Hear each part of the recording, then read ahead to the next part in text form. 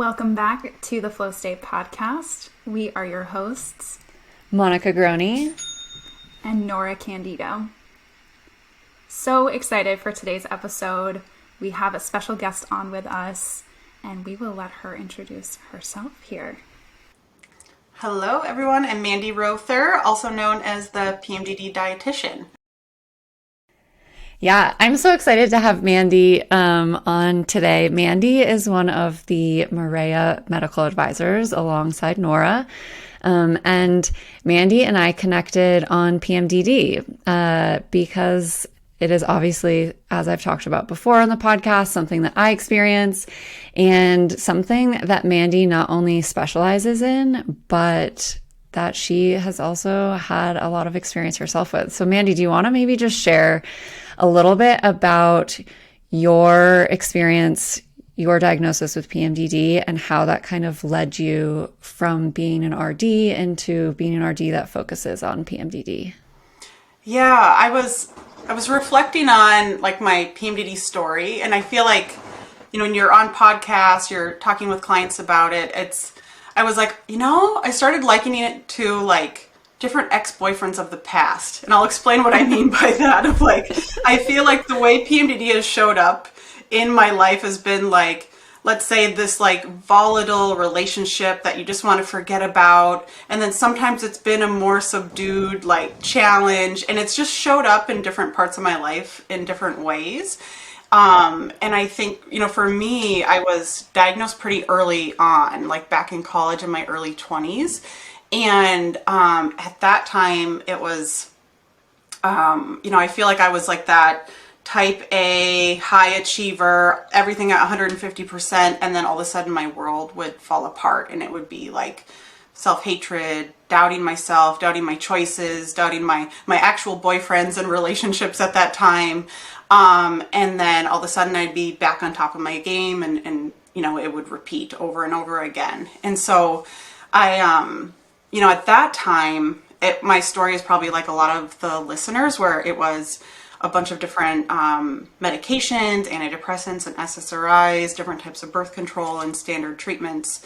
And then, I was left feeling like kind of out of options, like feeling worse, and those things would help initially. I'd get some relief and kind of, feel like everything was back on track. And then the benefits would kind of wane over time, and I'd be left feeling like, okay, what's next? What do I try? And out of standard treatments. And that was during my time where it was probably even before I decided to be a dietitian. And then even as I became a dietitian and was working as one, I still felt like I was kind of left to just conventional medicine and standard options. And then I hit, everyone has their rock bottom moment in like early in my career, where everything just kind of crashed, and I had to take medical leave due to PMDD, and probably more so like anxiety and depression combined with PMDD, and this, the perfect storm of things.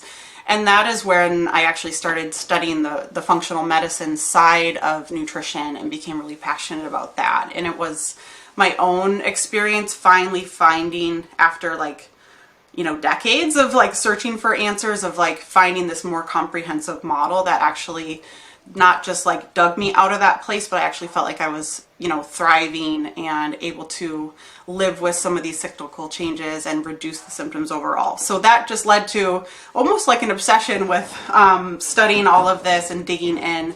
And I worked as a dietitian in other capacities for many, many years after that. And it was just in the last few years that I've been primarily focused in working with clients, like pretty much primarily with PMDD and then other conditions too. So it's morphed over time as I've dug deeper and deeper into it.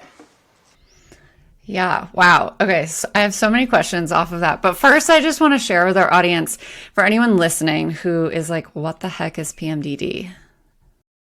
Yes. So PMDD is premenstrual dysphoric disorder. And really a good question to ask, because even, doctors or health practitioners sometimes aren't familiar with it, and awareness is really growing.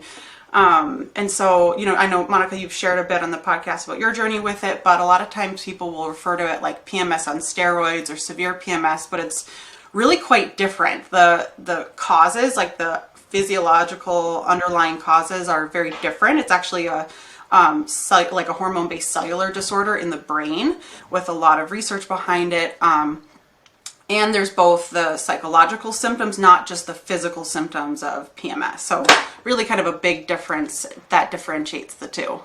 Yeah. And one of the things that I feel like to me stood out the most when I was learning about it is that you can have PMS and PMDD and like your hormones can be quote unquote in balance, which we've talked about before. It's just like a ratio. It's not a real balance, whatever.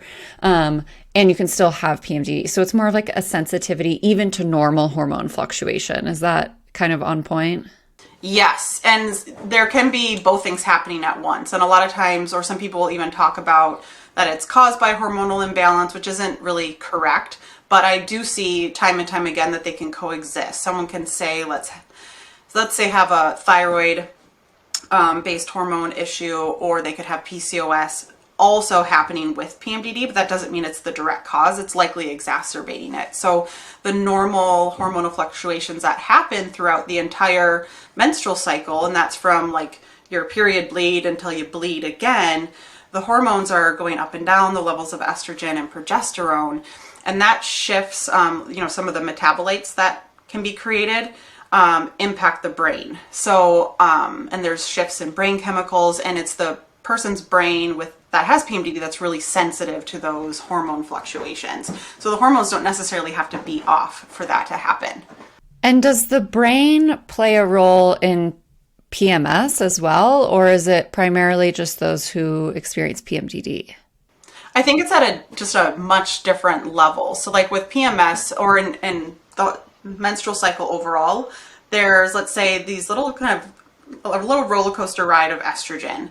And as that estrogen goes down, so do our brain chemicals that also need to be in balance with one another. Things like serotonin that make us feel calm and at peace, balanced, dopamine, which is like our reward, pleasure hormone. Those things go down as estrogen go down. And I think of estrogen as like the accommodating kind of nicey nice hormone that as that goes down, sometimes so do some of those emotions and that level of resilience.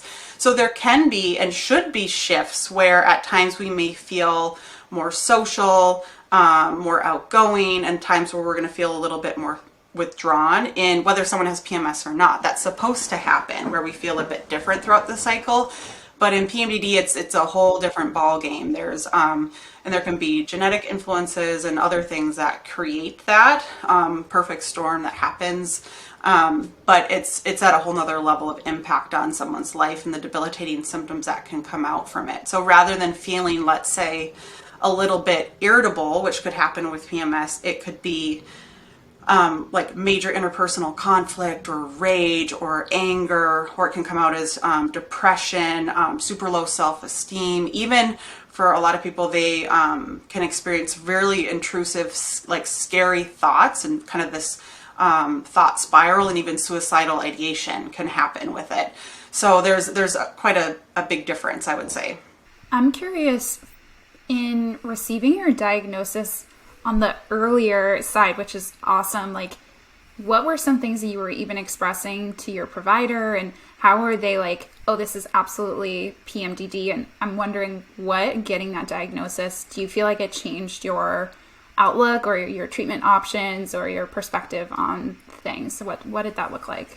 Yeah, it was, actually came from the outside. My mom she like came to expect like a call at certain times of the month of like, yep, she's doing fine. Okay, here's my phone call. Like, I want to leave college, like nothing's right. Like, and so, she helped me identify the cyclical pattern. And then it was, I'm so grateful for this, the psychologist at my college that helped me identify like what was going on.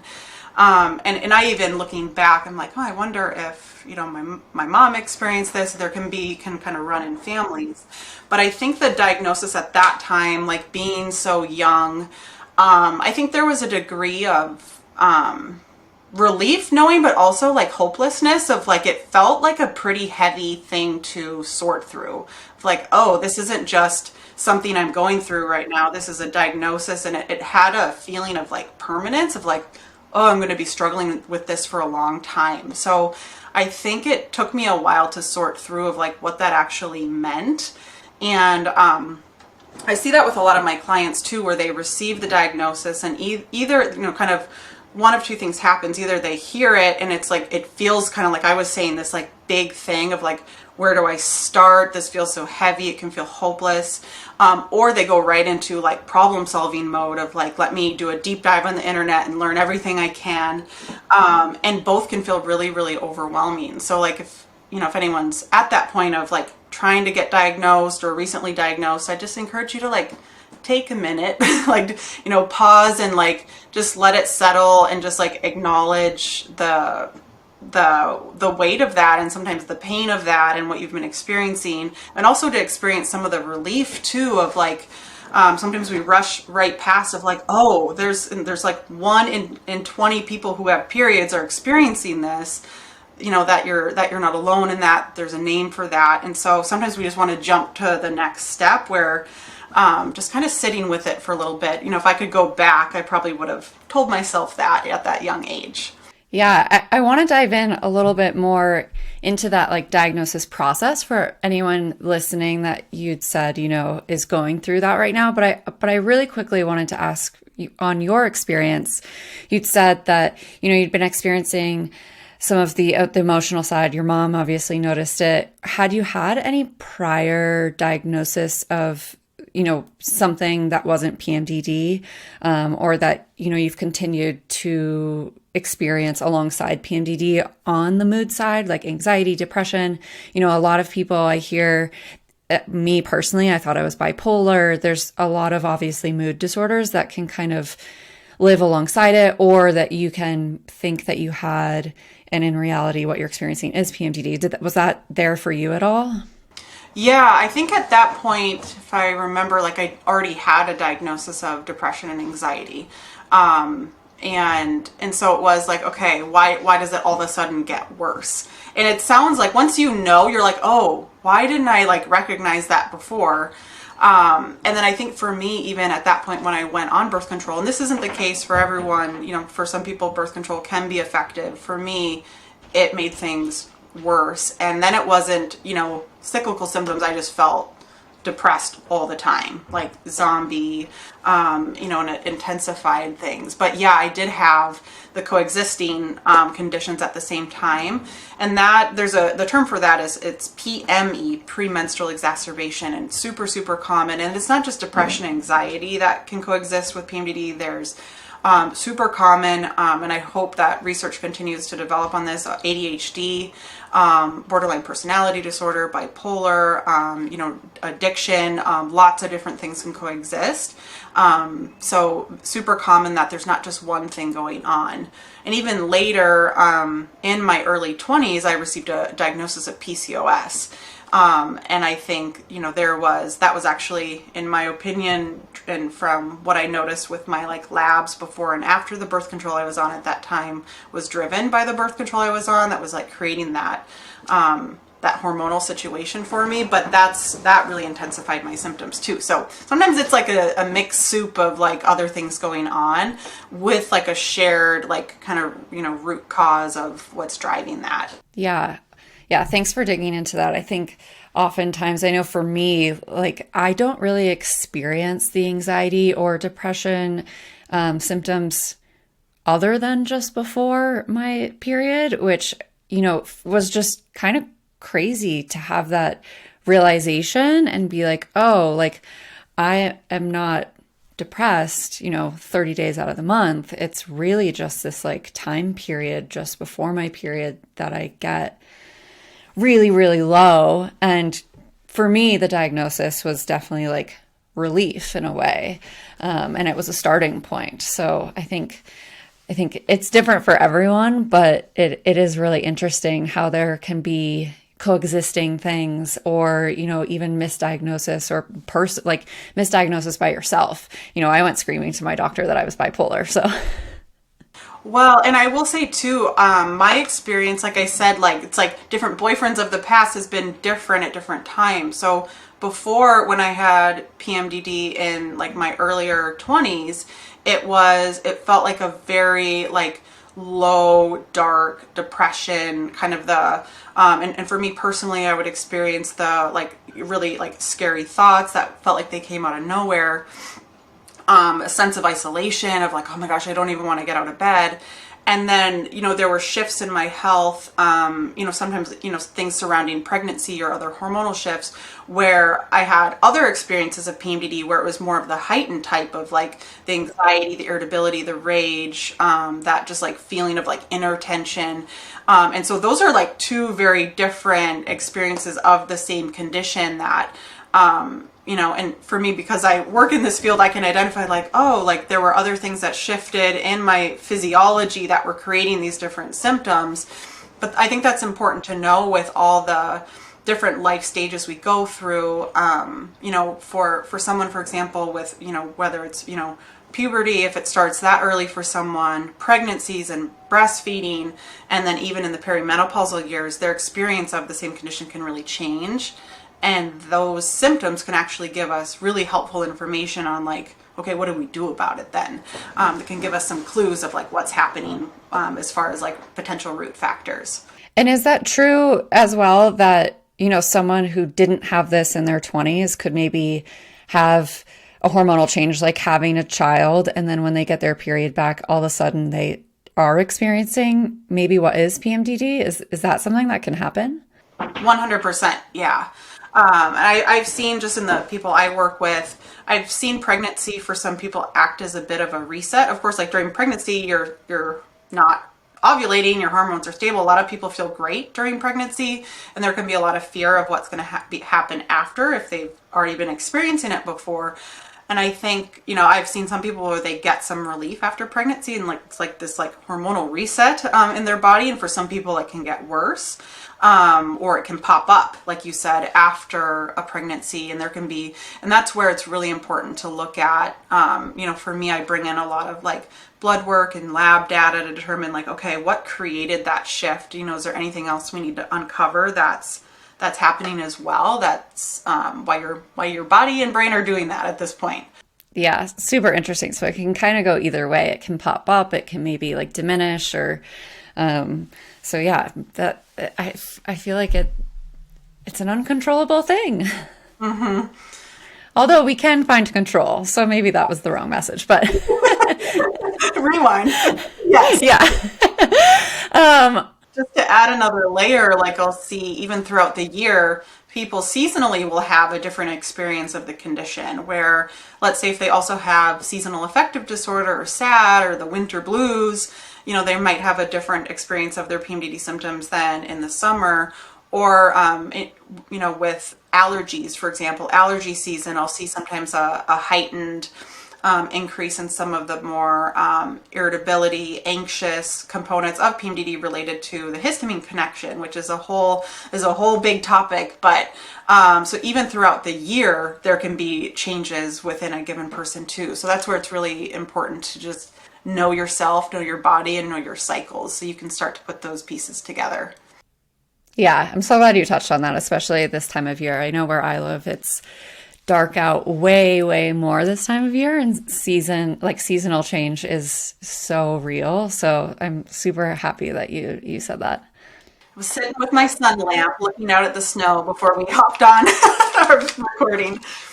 Is there a tracker, Mandy, that you really like to use with your clients? Something that like you can check in on your mood every day and where you are in your cycle, or for people that, they haven't even thought that this could be a possibility until they're hearing some of these signs and symptoms in this episode today? Like, where do you even recommend that people start? Or if they want to go and have a conversation with their provider, like, do they need to be bringing evidence? Like, what are some of those conversations looking like with your clients? Yeah, good question. And so to receive a diagnosis, if someone's at that point, the doctor or the OB or the psychiatrist will require 2 months of cycle tracking to look at those patterns. And getting a diagnosis can be surprisingly like elusive. So I hear, and just for people to know, they're not alone if they're in that place where someone will come like, I think I have PMDD, or my provider told me I probably likely maybe have PMDD, but they like didn't put it in my chart. Super common, and there's a lot of things that play into that. But so if that's you, you're not alone.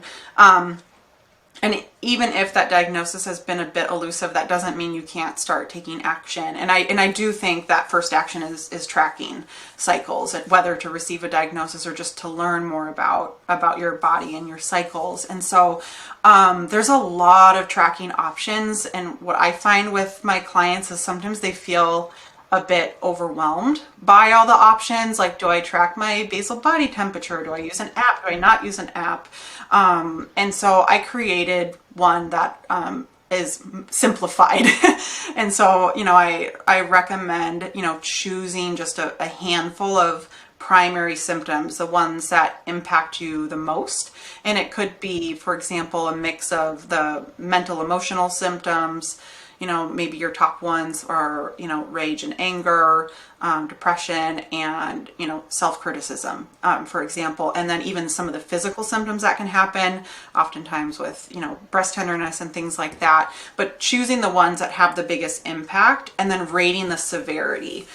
Because I think when you know the severity and how that's changing, not just like, did I have the symptom or not, actually if the things that you're doing and taking action on are making a dent, or if they're leading to a shift in those symptoms. So I like to track, like, what are we changing the symptoms and the severity, like, side by side, and that way we know, like, what's working, what do you keep doing, what's not working, what do we toss to the side, so we can prioritize other action steps. I think it's really helpful for people too to reflect, because you live with yourself every single day, and if you have positive or negative shifts in either direction, it's hard to remember where you started if you're not keeping track. So especially when it comes to mood things, or for me it's a lot of digestive things for people, and they often say, I didn't realize how good I was feeling until I had an episode or something. So when we start to track things, this information, it's a data point for me. But it also acts as this living journal, so you can look back and say, wow, I'm so much better than I was a month ago, 6 months ago, a year ago, and have that kind of baseline information. I see it so powerful. Yeah, and that's such a good point. Like, when you're in the thick of it, and even if you're moving in the right direction, it can be sometimes hard to actually feel that and to know that without looking back. Or even to remember like how it used to be. Like, it's almost like a degree of amnesia, like you don't even want to remember that. And then I think on the other side, in which I'm sure will be talked about a lot on this podcast, is there can be some really beneficial and positive shifts throughout the cycle. And so I also encourage the people I work with to check in on some of those things, like not just thinking about symptoms, but what are the sensations in my body that are shifting? What are the emotional shifts? When do I feel creative and productive? When do I feel more playful? When do I feel more confident and sexy? Those sorts of things. And that way the cycle and, these changes aren't the enemy. It's like, oh, wow, I'm this like kind of fluid, person that I change. I'm this cyclical person that I'm not the same every day. And we learn how to harness that. And that's where I really see there's just like this inner shift that happens with people with PMDD, or just people with periods in general, of like, oh, this isn't something that I dread. I actually look forward to, like, and I think I told you about this, Monica, when I'm breastfeeding twins, but I had my period back, and before my period was back, I was like, I kind of miss my period, which would sound crazy, like, to someone suffering from PMDD, knowing that I have a history of that, but I missed the little reminders to like stop and pause and reflect of, having this almost like inner compass of like, when do I feel like going out dancing? When do I feel like staying home? So I think that's important too with tracking, to bring some of those things back in. It's a nice reminder too for you to say, for us to take note of the positives and the negatives, because those positives are also huge data points when we're cycle tracking. Like if our sex drive is higher, or we are feeling more outgoing or more creative, those are all signals of different phases of our cycle as well. So when we are kind of tracking our symptoms, I think a lot of times we think about tracking the negatives, but the positives are just as much data points as the negatives. So if you aren't someone who's been tracking your cycle and you think that you're experiencing PMDD, some of those positives can also help you pinpoint if the negatives are correlated with that luteal phase of your cycle. So I feel like that was like a really good call out, Mandy, for you to just have that reminder to people that it's not all about the negatives. And when we see the whole picture, the positives, the ups and the downs, we really get much more in tune with the seasonal beings that we are every month. Yeah. Well, and I think the other thing is it helps you keep a pulse on that diagnosis doesn't become your identity. Like you're so much more than these symptoms. And Nora, like with your specialty in digestion, maybe you see this too of like when someone just so desperately wants to feel better and, the digestive symptoms or PMDD symptoms or whatever it may be are just plaguing them every day. Sometimes that feels like all you can see becomes all you are. You're focusing on getting rid of that thing. And so just to be able to touch into all these different facets of who you are and see that on paper or in an app or whatever you're using, I think is powerful too. I know for me for a while, I got lost in the diagnosis feeling like kind of consumed by it, that like it was just something wrong with me. I was broken and it was like never going to go away, like in those younger years. And so I became really passionate about helping people just like kind of stay grounded in who they are with and in addition to the diagnosis. Yeah, it really applies to so much. I'm even sitting here thinking like as someone who's trying to conceive, you like start to think like, oh, it didn't happen again this month. Like something's wrong with me. And it's like we focus on the thing that we want or the change that we want. And it just like becomes this sticky point. So to be able to see beyond that and the other sides of it, I think super, super important. Okay, so I want to kind of move. You talked about people tracking and bringing some of that data to their doctors, tracking as they're kind of making changes and in that sense. But what if someone's in a position where they go to their doctor and they're like, I think I have PMDD. Here's the data that I have.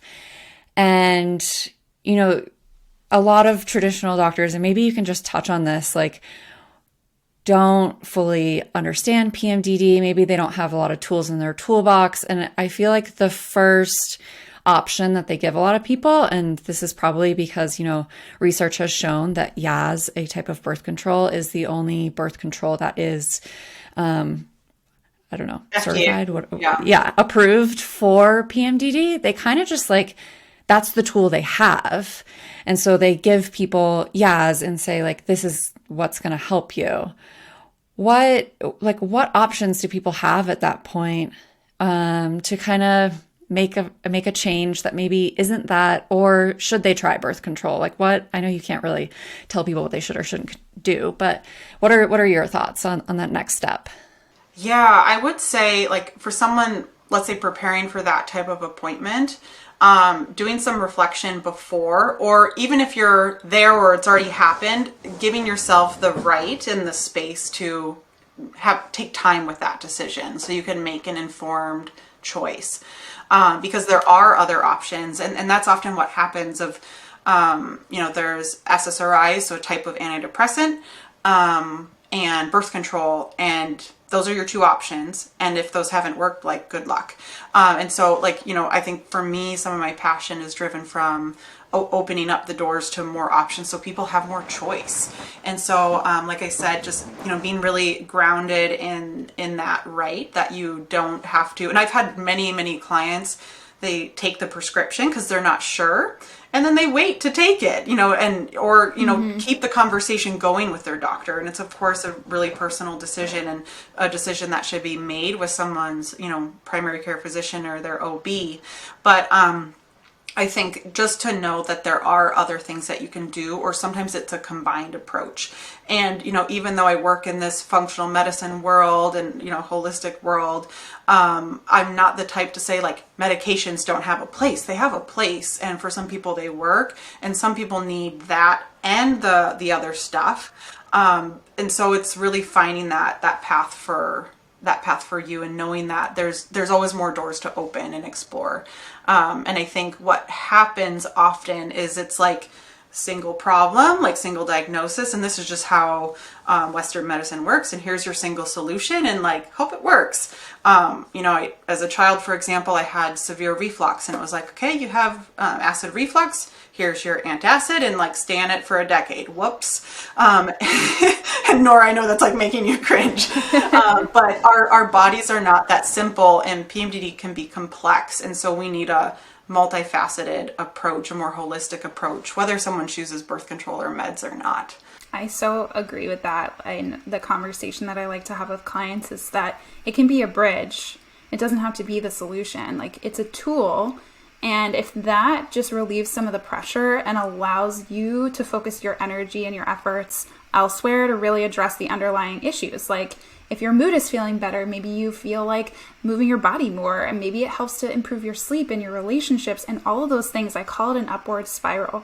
Like, it's going to create this positive compounding effect, and that can free up the energy and the space for us to then do the deep work and dig and treat the underlying things and incorporate more of those supportive habits that maybe in the future you feel comfortable enough coming off of those tools. Right? And I think it can be really helpful. Yeah, I've had 2 conversations just this week, like the exact conversation with a couple clients on, this hard decision of like, do I do that? And when someone's really, really suffering, sometimes you do need that little leg up to be able to have the capacity to do the other components of healing. And there's nothing wrong with that.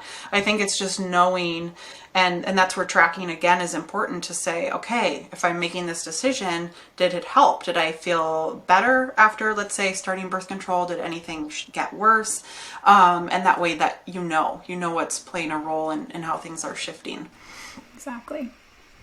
I think on the, patient side, being the non-practitioner in the room, like, I feel like, we hear these conversations around like medication isn't the only option. And Mandy, you touched on the functional side of things and how, there are other options. And maybe, Nora, I love how you said that the medication can maybe be the bridge and allow you the space to work on the other things. But I think the other things, I'm air quoting for anyone not watching, it's just such a gray area that then you get overwhelmed, and a lot of times your OB or your primary care doctor can't necessarily help you with the other things because that's not their zone of genius. They also just don't have the time to work with patients individually on these functional, nutritional, other things. So for someone feeling like, I want to do the other things, but I don't know what they are or where to start or how, and it is intimidating to think about working with a dietitian or a practitioner who's not covered by my health insurance, like, I'm just kind of curious, what are some of the tools or things people can do who are like, I want the other things, but I am confused. So just explaining like what some of these gray area other things are and how someone can kind of go in that direction if that's what they're interested in. Yeah, such a good question. And I think there's so much information out there. There's so many different options that it can feel paralyzing. And a lot of times people start, like we were talking about, that deep internet dive, and all of a sudden they're reading about all these different nutrition things, and that conflicts, and which supplements to take, and then, or do I do acupuncture, or do I need to start therapy or a different therapist? And I don't know if that's kind of what you experience, Monica, but it's like, where do I start? Like, what's going to help? And I think, I just encourage like anyone feeling in that place to just, again, like pause and just reestablish that trust with yourself. That oftentimes we know, or we will find that next step.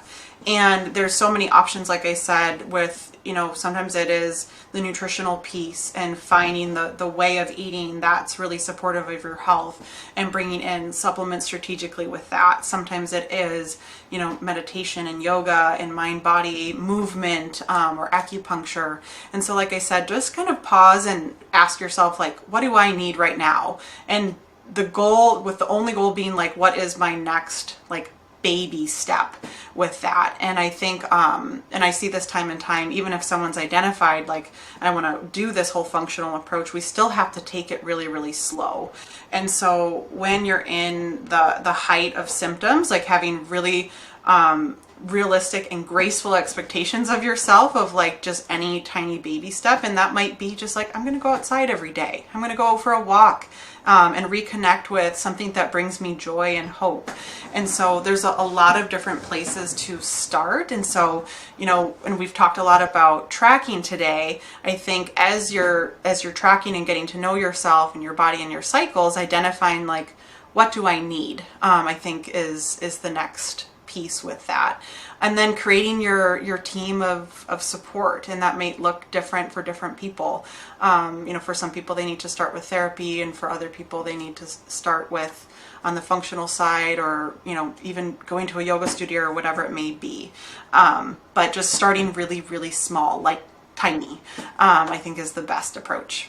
Yeah, I'm curious if you would share, maybe, like, it sounded like you started with a therapist in college. That's how you got your diagnosis, and you tried birth control and SSRIs. But on the more functional other things side, what were some of the first steps that you took that you really felt like you noticed a difference with? Yeah, for me, it was gathering data to figure out what I needed, some lab testing. And I realized that I had mentioned, like, I was on the digestive related medications for years. And I think that combined with my digestive issues and maybe my genetics, I was super depleted in certain nutrients. And I was active. I was playing sports in college, and exercising quite a bit, and just, stressed to the max, like, working and all the things. I think I was just super depleted with nutrients. And so I think for me, it was the start was optimizing that and giving myself the nutrients I needed, both from food and supplementing wisely. And so I think, and oftentimes even just changing your diet can feel like we're talking about one thing of the many things, and that it can be such a huge piece of the puzzle. And of course, all of us here are passionate about the nutrition side, but that's where I do think when we're talking about that bridge or that leg up, where even just starting a really, really high quality multivitamin can be a game changer. It's not going to be, a magic pill or anything like that, or an overnight cure. But when I started to realize, like, oh, this is how I'm supposed to feel. Like, this is how I feel when I have enough nutrients in my body. This is how I feel when for me, I actually was able to identify some foods that were contributing to my digestive issues. And then also the mind-body connection of how much stress was impacting my digestion. Those were some of like the very first steps where I'm like, okay, this is what I should feel like in my body. And it gave me enough capacity and even energy, like actual physical energy, to keep doing some other things. But that set the foundation for me. Yeah, I can relate to so much of that. And I mean, it's why Maria exists today, is that nutrition was the bridge for me. Like, starting to supplement, high quality, the right forms, the right levels, was really the thing that allowed me the space to heal, like, as a whole. And I think my biggest fear with putting a supplement out into the world has been that people are going to think that it is this magic fix, and it's like a single, piece approach, and that we're saying, like, this is going to fix you. And in the long run, it's like, no, it's just like, it has this ability to let you see how you can feel, and then give you the space to take other steps as well. So it's just a piece of the puzzle, but one for me that was like the piece. And it sounds like for you, it was one of those initial pieces as well. So that's really cool to hear. Yeah. And I think with, in the functional medicine world, and Nora, maybe you would agree, I think sometimes the danger with that is people want to jump to the most complex thing. And we brought up histamine, for example, before. We'll talk about that hopefully in another episode. But, let's say we want to jump to like, okay, this is a histamine intolerance thing. Well, guess what? That starts with nutrients and making sure you have the nutrients that you need to actually control the histamine situation and make the enzymes that break it down. And so all this stuff connects. And so if we just go to like, and I see this a lot with supplements, someone will be taking mood enhancing supplements, which can be very effective. And sometimes they'll bring those in, like people will take St. John's wort or 5-HTP or specific amino acids. They can be game changers. But if you do that without nutrients, your brain and your body can't do with those things what they're supposed to. So we really have to start at the foundational level. Otherwise, anything you do won't be effective. Another thing I'll hear is that someone will, let's say, take out dairy, which can also be effective. But if you do that and you do nothing else, you're going to be like, well, this dairy-free life is not super fun. And it's not going to get you as complete of relief if you haven't done the foundational things of, let's say eating enough. Under eating, I find, is super common, or irregular eating patterns, and then optimizing nutrients. Anything else you do beyond that is not going to be as effective long term. Yeah, I can attest to the eating enough thing. I just started like tracking protein, and just getting enough protein, it means I'm eating more calories, and it's like literally game changing for like just my mood and like brain fog and not feeling like a total like loop-de roller coaster all day. So the calories thing is real. Yeah. Blood sugar balance is, I would say, number one or two that I do with clients, of like balancing your plate, figuring out like how often you should eat, and eating enough. Huge. Yeah. I think a big thing for me is that the other things, or taking this more holistic approach, it is super individualized. And instead of just trial and error, working with somebody like Mandy, like this is your specialty. If you are in this world day in and day out and you know these things, that is going to help somebody feel so much more confident about their journey, and having trust in a provider that you've had the experience yourself. You know what has worked for others. You can help them to find those tools that are going to move the dial for them. But I think, everything in nutrition, but is super individualized. And I think that's why it might also be hard when you go to a provider and it's like, here are some other things. It's not just the one thing. And I think it's not the one thing for everybody. So finding those things that work for you and solve your personal puzzle is really the key. Yeah. And I think, I want to share a pet peeve of mine. Sometimes I'll get a new client and they're filling out their intake forms, and obviously they're seeing me because what they've tried already hasn't worked. They're still suffering. And I'll get a list of like 20 supplements. Maybe some of you are thinking about like the buckets and buckets of supplements, and it could even be from another provider and I'll ask like, so tell me about like your plan and what you've tried already. And they'll just send me the list of supplements, and I'll be like, is that it? Like no other changes, no mind-body connection or even diet changes. And so I think just be aware of that, even, here with Monica as the founder of Maria, like supplements have a role, but they can't be used alone. So I think that is like my professional pet peeve. But I've also found so I'm someone who kind of, science nerd. I love to do everything as individualized as possible. And at the same time, I think there are foundational pieces that help everyone. We all just kind of lit up about eating enough and blood sugar balance. Those are the things where, making sure we can do that. But even in that might be different for each person of someone could benefit from intermittent fasting while someone else that's going to just wreck their hormones and wreck their mood.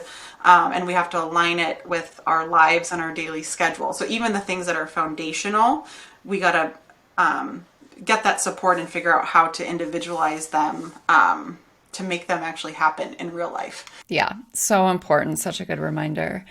So I really want to dig into the histamine side of things and genetics. And I think we're going to do that in another episode because there is enough to cover just on those things as it relates to PMDD on its own. So we're going to have Mandy back and talk about those things. So stay tuned for that.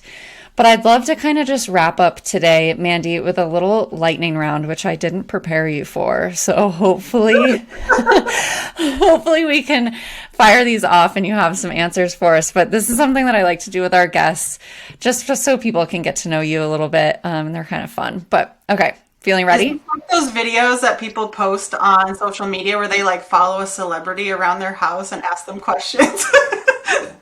I haven't seen those, so I don't know, but Oh my God, what is she going to ask me? Okay. no, okay. Question number 1, what is your favorite way to de-stress? Going in my sauna. Oh, what? That sounds amazing. I wasn't expecting that. I thought you were going to say salsa dancing, but Oh, that too, but I only like feel like I'm in the mood to do that these days in my like mom life, like once a month. I used to dance every day, but that's not happening anymore. is there a book that has changed your life? Ooh.